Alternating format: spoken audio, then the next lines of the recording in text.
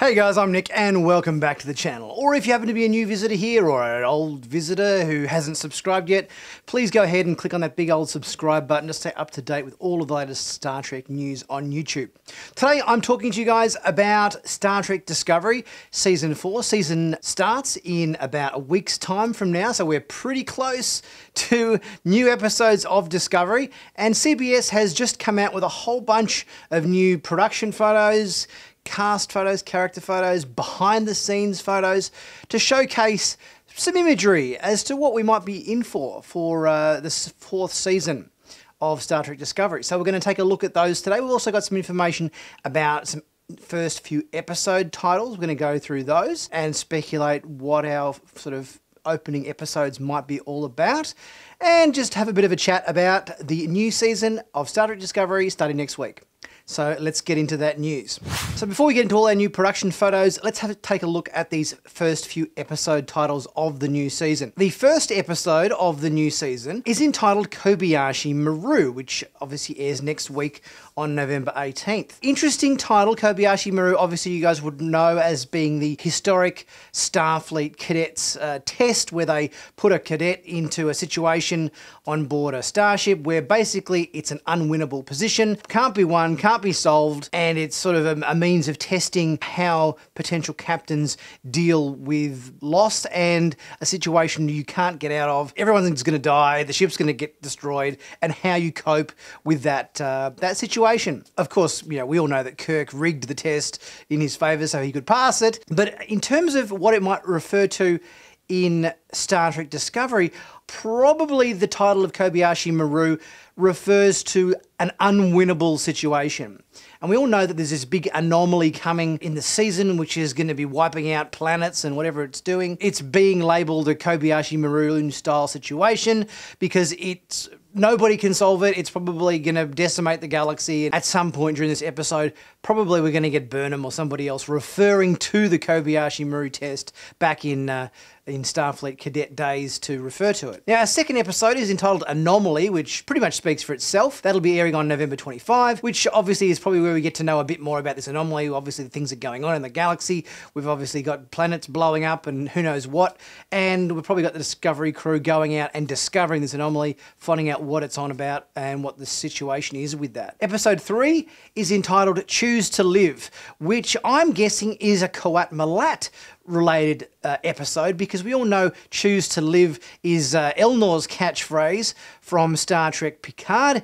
It was the words he always uttered to his victims before he spun through the air and decapitated them without mercy, giving them a chance to lay down their arms and, you know, please my friends, choose to live. I don't really want to kill you, but if you proceed with these hostile actions, I'm going to cut your bloody head off. So I think Choose to Live in this episode 3 of this season refers to Qowat Milat involvement. We've seen a few shots in the past where we've got Qowat Milat warrior nuns on board the Discovery. So I'm guessing that President Tarina of Navarre is going to say, yep, okay, it's a lost cause. We know the Qowat Milat attach themselves to lost causes. The Discovery is going to go off and work out what this big galaxy-ending anomaly is all about, and he's probably say, yep, it's a lost cause, we're all going to die. Here, have some warrior nuns to help you out. That's my prediction anyway. Episode 4 of the season is entitled All Is Possible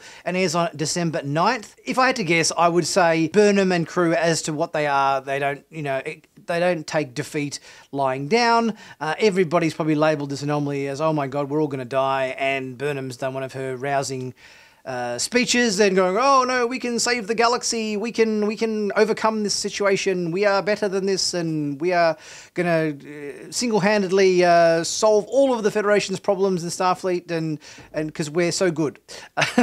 That's probably my guess in terms of episode 4. Let's get on to the photos for the season, starting with a nice shot of our new Federation president, and her name is Lyra Rulak. And I think from a previous piece of information I read that she's part human, part Bajoran, and part Cardassian, I believe. She's obviously standing in what looks like a hangar bay at a lectern, and there's a bunch of Starfleet officers going by our new costume changes for our crew, which we've seen in multiple photos for the upcoming season.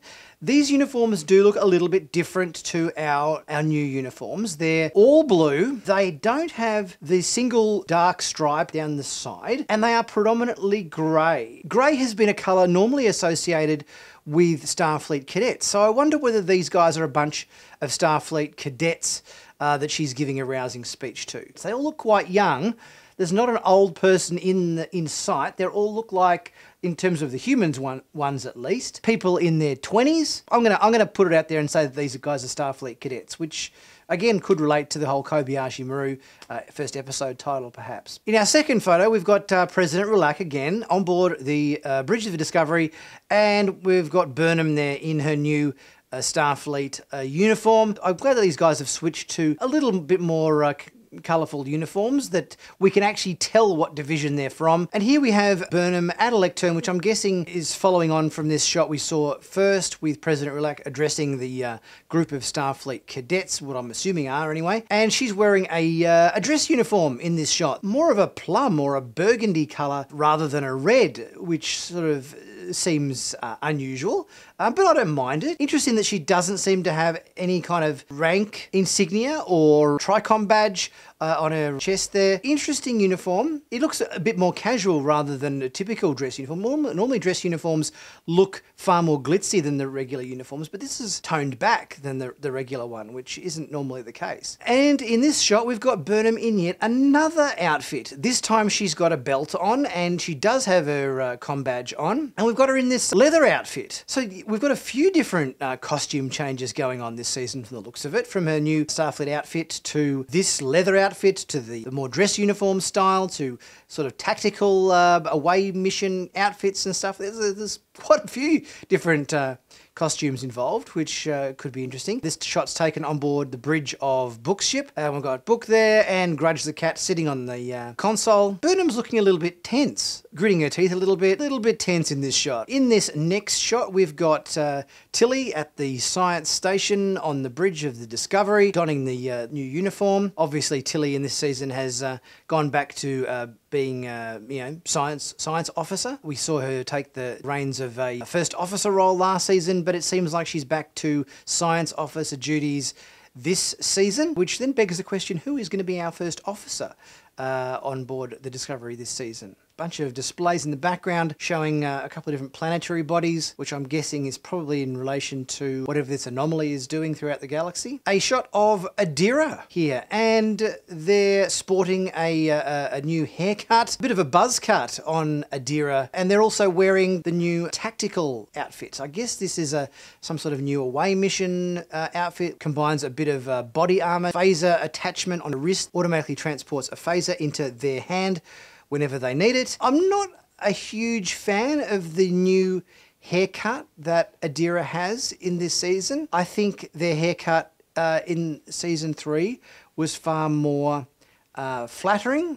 In this shot we see, we've got Lieutenant Reese sitting in the captain's chair. And we also see Detmer with a little bit of a pared back implant. It's a bit more streamlined, I think, than it has been in the previous season. You'd think in the 32nd century they would be able to remove her implant entirely and give her a prosthetic eye and everything that resembles her other one. You'd think this technology is a little bit antiquated by 32nd century standards. Good to see Reese getting a little bit more higher duties there, sitting in the captain's chair. Reese and also Bryce, to a certain extent, are the most underdeveloped characters in the show. We get a bit more with Detmer and Oo, but not so much with Bryce and Reese. So maybe we get to see a bit more involvement from them this season. Here we got a shot of Burnham and Saru. Obviously Saru is going to be back on the Discovery, but based on the fact that he's wearing this brooch on his jacket, he still holds the rank of captain. Whether we're not going to have a first officer, and we're more so going to have Burnham and Saru in a sort of a co-captaincy situation, perhaps, which I think could be a good way of doing things. I kind of hate the fact that Saru got promoted to captain halfway through last season, and then by the end of the season, it was Burnham had taken over. We barely blinked and Saru was captain. So I kind of feel a bit bad for poor Saru being made captain of Discovery and then having it pulled out from under him within only a couple of episodes. Here we've got a shot of Culber and Tilly I think it looks like it might be in engineering. And we've got Culber again here pointing what looks like a phaser at Lieutenant Nilsson. So I'm not sure what's going on here that he feels necessary to point a phaser in her direction. And then we've got like a fireball or some sort of form of explosion going on the right-hand side of frame here. Something serious is going down to require Culber to arm up. Here we've got a shot of Stamets, Book and Burnham. Stamets looking very concerned. Here's a shot of Lieutenant Osakin on her console on the bridge. Interesting that we've got touchscreen displays here. Obviously the